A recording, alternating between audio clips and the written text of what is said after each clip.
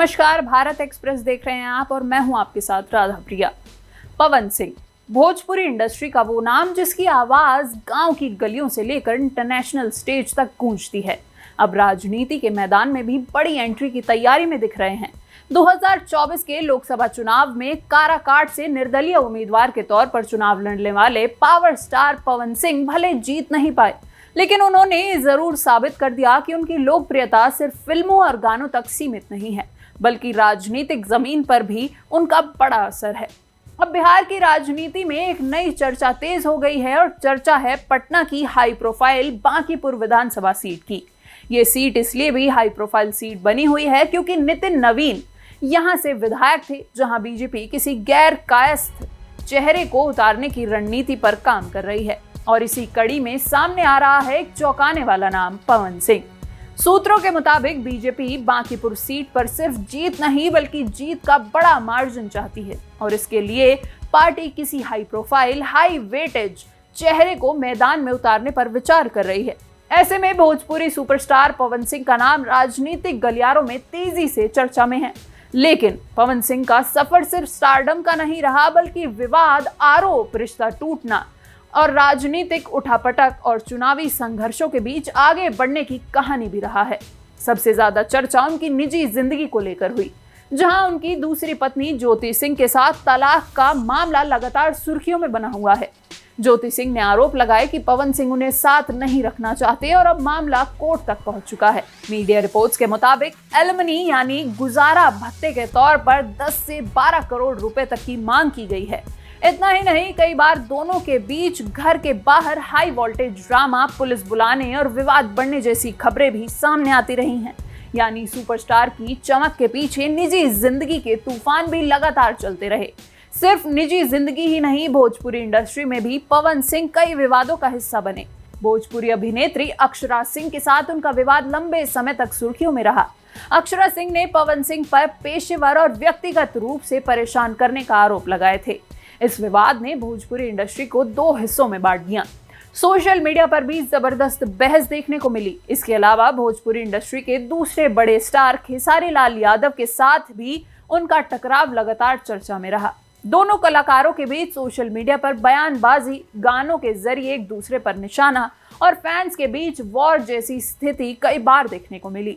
लेकिन इन तमाम विवादों के बीच भी पवन सिंह का स्टारडम कभी कम नहीं हुआ।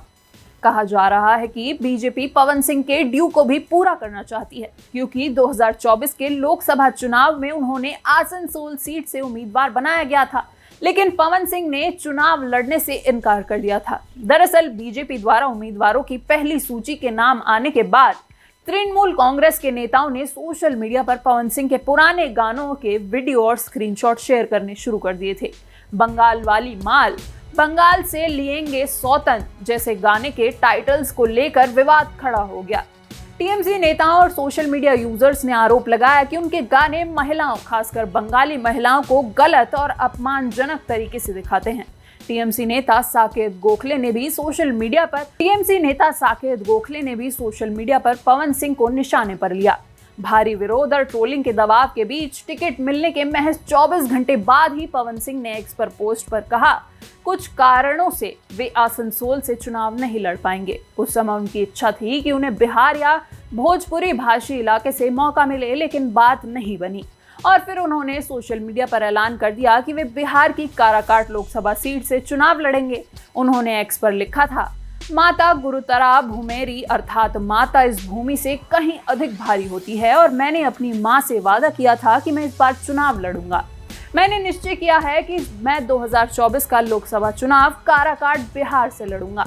इसके बाद काराकाट की लड़ाई पूरे देश में चर्चा का विषय बन गई।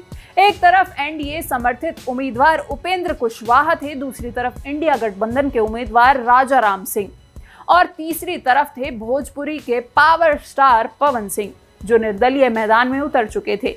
उनकी रैलियों में भी भारी भीड़ उमड़ी। कई जगहों पर सुरक्षा और कानून व्यवस्था को लेकर सवाल भी उठे और माहौल पूरी तरह हाई वोल्टेज हो गया। हालांकि चुनावी नतीजों में पवन सिंह जीत नहीं पाए, लेकिन राजनीतिक विश्लेषकों का मानना है कि पहली बार चुनाव लड़ने के बावजूद जिस तरह का वोट शेयर और जनसमर्थन पवन सिंह को मिला, उसने सभी दलों को एहसास करा दिया कि भोजपुरी स्टारडम अब सीधे राजनीति में भी ट्रांसफर हो सकता है।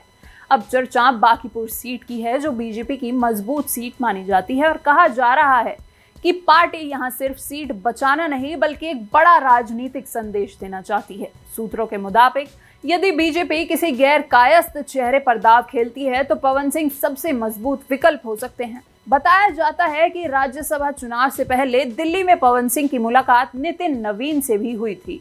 हालांकि उस समय कोई राजनीतिक समीकरण नहीं बन पाया और बाद में उपेंद्र कुशवाहा राज्यसभा पहुंचे।